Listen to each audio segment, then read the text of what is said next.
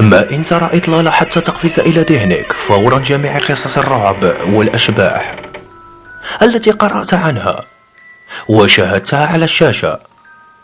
مبنى قديم تحول هو نفسه إلى شبح، أغلقوا أبوابه منذ أمد طويل وتركوه ليتعفن وحيدا على التل، لعله يسقط أخذا معه ذكرياته المريرة وأشباحه المعذبة. جدرانه الكئيبة المظلمة اعتصرت أرواح آلاف البشر، ويبدو أن بعض تلك الأرواح تأبى أن تغادر إلى العالم الآخر، ظنا منها بأنها لازالت على قيد الحياة وبأن الموت لم يدركها بعد. لذلك هي تمضي هائمة على وجهها بين الطوابق والردهات الخاوية، والتي تنبعث منها رائحة المرض والموت. أشباح حائرة طالما أدخلت الهلع إلى قلوب الزوار النادرين الذين تجرؤوا على دخول مستشفى الرعب.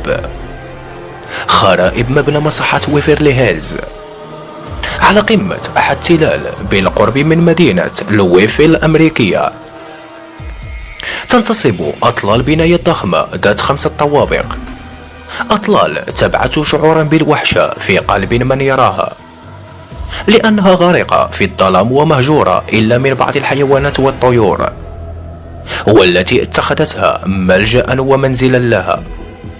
ضخامة البناء قد تدفع الإنسان للتساؤل بدهشة عن سبب بقائه خاليا ومهملا، وقد تزداد دهشتي حين يعلم بأن هذا البناء كان يوما ما مؤسسة صحية كبيرة تنبض بالحياة وتعوش بالناس كخلية نحل.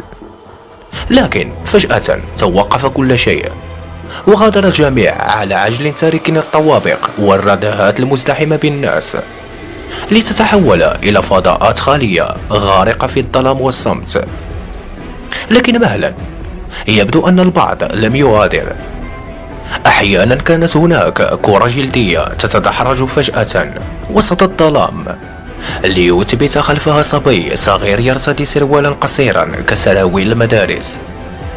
كان يلتقط كرته ثم يرميها مرة أخرى ويهرول خلفها من دون أن يأبه لتلك الممرات المظلمة والموحشة من حوله، كأنه أصلا لا يراها.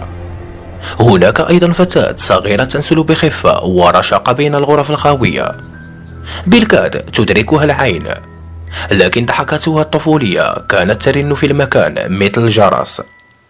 كانت تمرح كأنها تمارس لعبة الاختباء مع أطفال آخرين غير مرئيين. سكان المبنى المهجور ليس جميعهم أطفال، ففي بعض الليالي المقمرة تظهر امرأة تهرول بين ردهات الطابق الأرضي، ثيابها ممزقة ويديها مخصبة بالدماء، تصرخ طلبا للنجدة من دون أن يرد عليها أحد. كانت تقف للحظات تتلف خائفة وحائرة ثم تركض مرة أخرى وتتلاشى وسط الظلام. هناك الكثير من الأمور الغريبة التي تحدث داخل المبنى المهجور، شبابيك وأبواب تفتح وتغلق من تلقاء نفسها، صروخات مشحونة بالألم والحزن تتردد داخل المبنى من دون أن يعرف أحد مصدرها. أشخاص مجهولون يظهرون ويختفون بسرعة كبيرة في الظلام من دون أن يعلم أي شخص من هم ومن أين أتوا. الموت الأبيض. في الأسفل صورة قديمة جدا للمرضى وهم يتمددون على أسرتهم داخل الممر أمام الشبابيك المفتوحة، وفي الأسفل صورة لنفس الممر بعد عشرات السنين وهو خالي تماما. يقال بأن الأمور الغريبة التي تجري داخل المبنى لها علاقة بماضيه، فقبل سنوات طويلة كان هذا المبنى الضخم يستخدم كمصحة لمرضى الموت الأبيض، وهو الاسم الذي كان الناس يطلقونه على مرضى السل قبل قرن من الزمان. في تلك الأيام كان السل من الأمراض المستعصية التي لا علاج لها، لأن الطب لم يكن قد توصل بعد إلى تصنيع المضادات الحيوية التي بإمكانها القضاء على عصية كوخ المسببة للمرض. وبغياب المضادات الحيوية واللقاحات كان المرض انتشر حول العالم كالوباء فاتكا بأرواح ملايين الناس.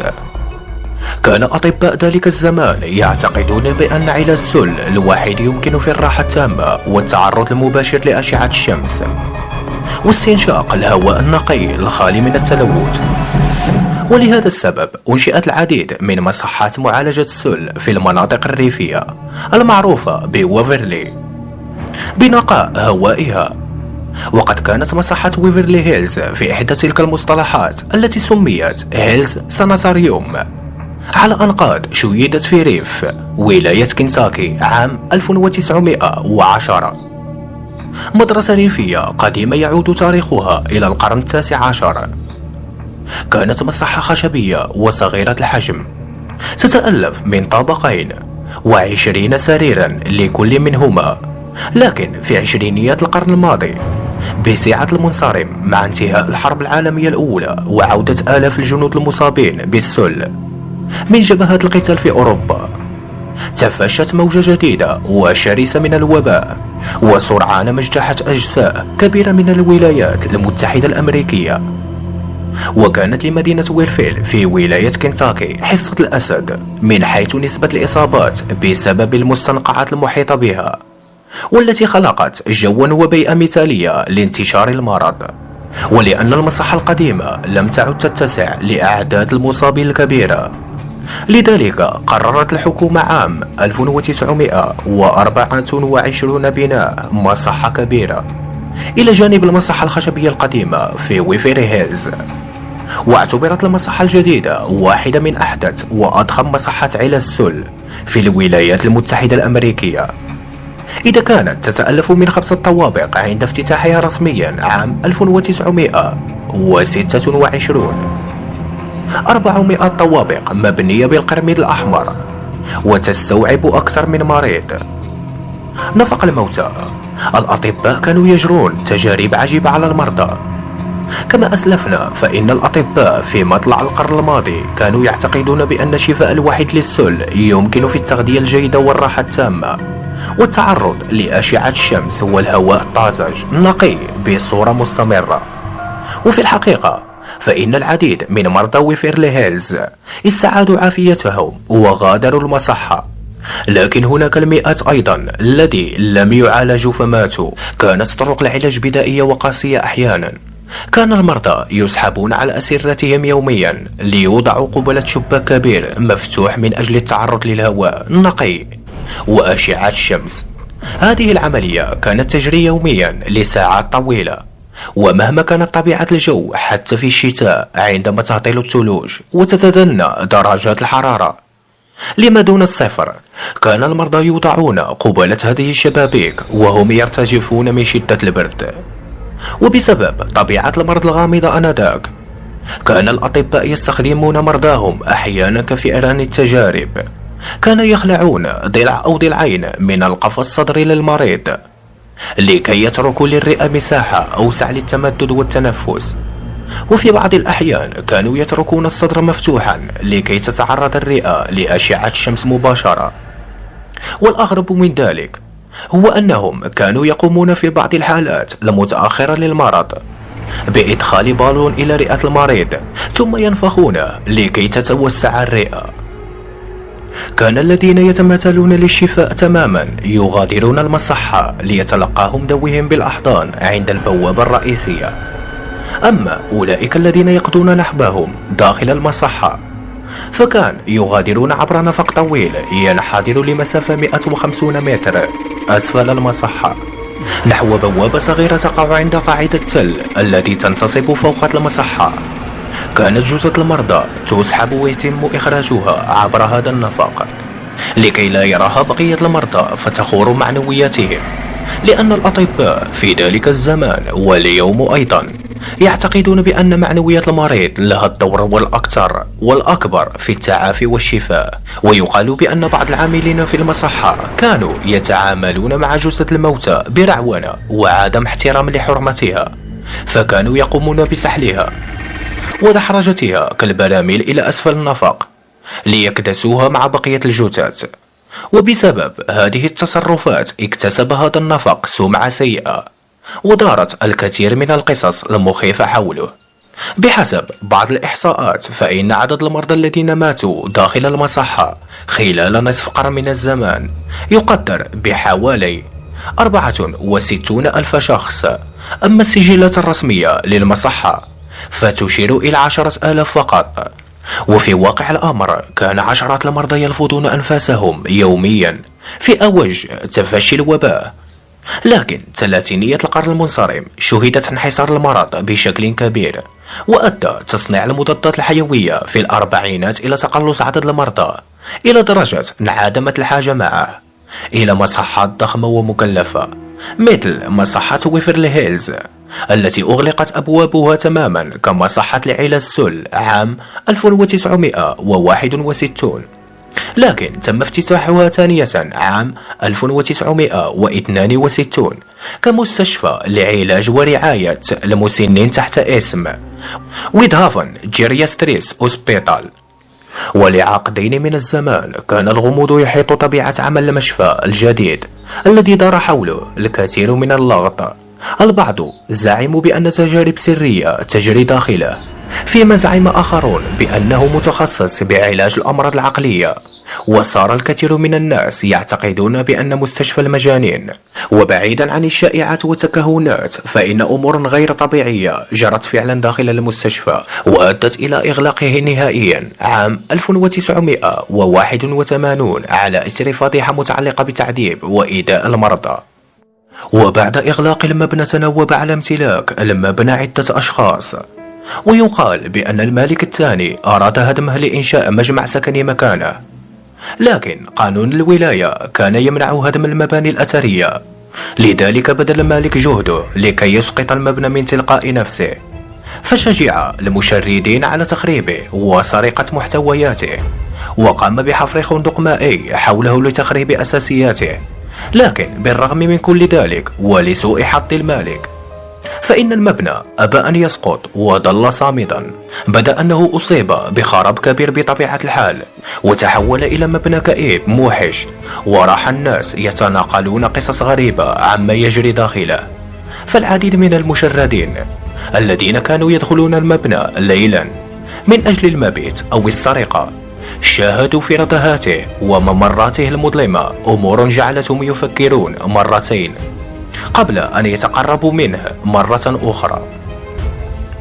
وفي عام 2001 اشترى المبنى زوجان شرعا بتنظيم جولة سياحية لعشاق قصص الرعب والأشباح ومحبي الأحداث الغامضة. وسرعان ما صار المبنى من أشهر الأماكن المسكونة في أمريكا.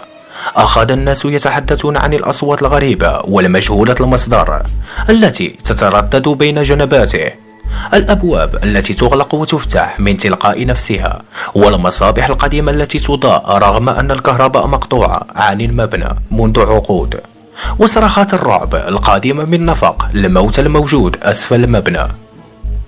يقال بأن هناك العديد من الأشباح في ويفرلي هيلز، وقد اكتسب بعضها شهرة واسعة. ففي الطابق الثالث هناك شبح الطفلة ماري التي زعم العديد من زوار المبنى بأنهم شاهدوها وهي تركض بسرعة بين الردهات والغرف المظلمة. أحد الزوار رغم أنه واجه شبح الطفلة في إحدى غرف الطابق الثالث وبأنها بدت طفلة غير سوية، كانت تتحدث كثيرا وتصر على أنها لا تملك عيون.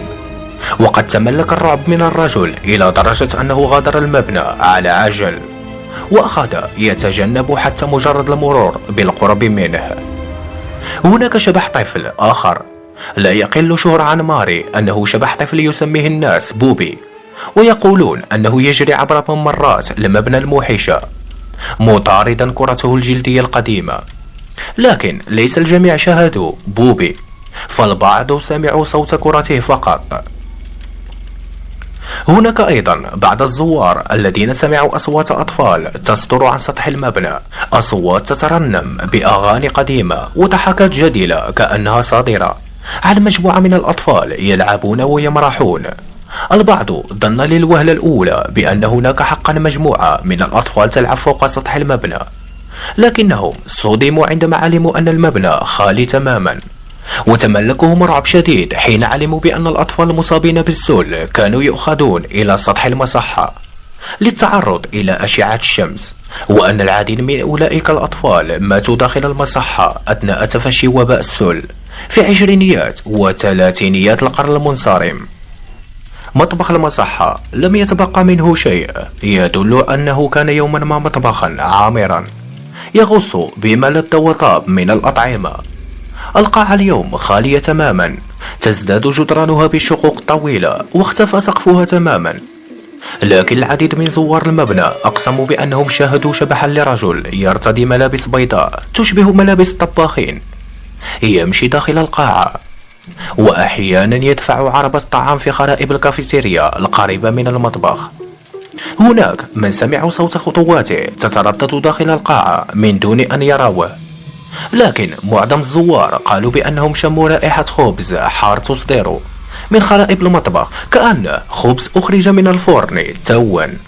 هناك أيضا شبح سيارة قديمة سوداء من النوع الذي كان يستعمل لنقل الجثث في مطلع القرن المنصرم. هذه السيارة الشبح تظهر في بعض الليالي لتقف عند أسفل التل الذي تنتصب فوقه المصحة، حيث باب النفق القديم الذي كان يستخدم لإخراج الجثث. وفجأة يخرج رجلان من العدم ويبدأان برمي التوابيت إلى داخل السيارة تماما، مثل ما كان يحدث قبل قرابة القرن من الزمان، لكن مع فارق مهم، وهو أن المستشفى مغلق ومهجور ولا توجد داخله أي توابيت أو جثث. يقال أن طقوسا سرية لعبدة الشيطان تجري بالخفاء داخل المصحة. لعل الطابق الرابع هو أكثر أجزاء المبنى ازدحاما بالأشباح، فأغلب الزوار قالوا أن برودة غريبة سرت في أجسادهم، ما إن وطئت أقدامهم أرضية هذا الطابق. أحسوا بكآبة مباغتة تطغي على مشاعرهم، وشعر معظمهم بأن الهواء أصبح ثقيلا بصورة مزعجة في هذا الطابق. شوهدت العديد من الأشباح تتحرك كأنها ظلال شفافة تظهر وتختفي بسرعة داخل الممرات المظلمة. وقد يكون شبح الطبيب هو أشهر تلك الأشباح، فهو يرتدي بدلة بيضاء ويتنقل بين الغرف كأنه طبيب حقيقي يعاين مرضاه. مصور أحد البرامج التلفزيونية الذي كان يستهزئ بقصص الأشباح شاهد أثناء وجوده في الطابق الرابع رجلا يرتدي ثياب بيضاء يدخل بسرعة إلى إحدى الغرف.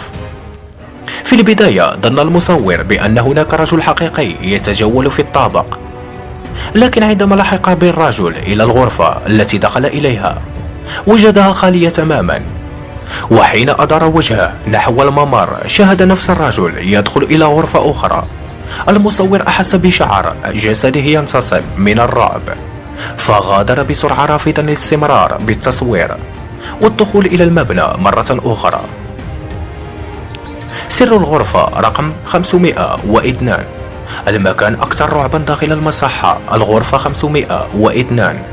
الطابق الخامس لا يقل رعبا عن الطابق الرابع.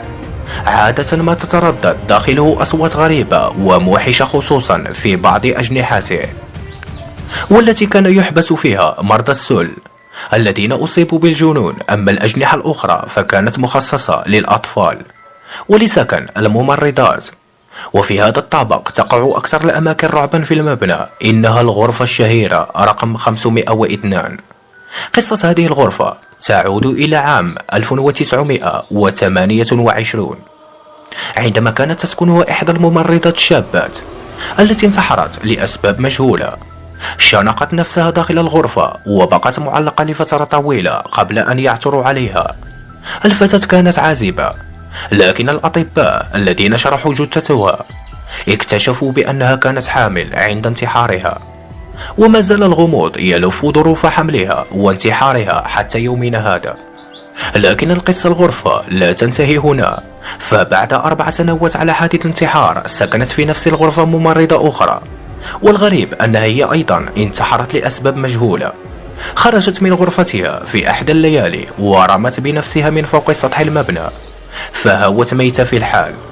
واليوم يزعم العديد من زوار المصحة بأنهم شاهدوا شبح فتاة شابة ترتدي ملابس الممرضات البيضاء وهي تدخل إلى الغرفة رقم 502، وحين يتبعونها يفاجؤون بأن الغرفة خالية تماما. كما زعم البعض منهم بأنهم سمعوا أثناء تواجدهم في الغرفة صوت فتاة خفية مجهولة تصرخ بهم قائلة: اخرجوا في الحال.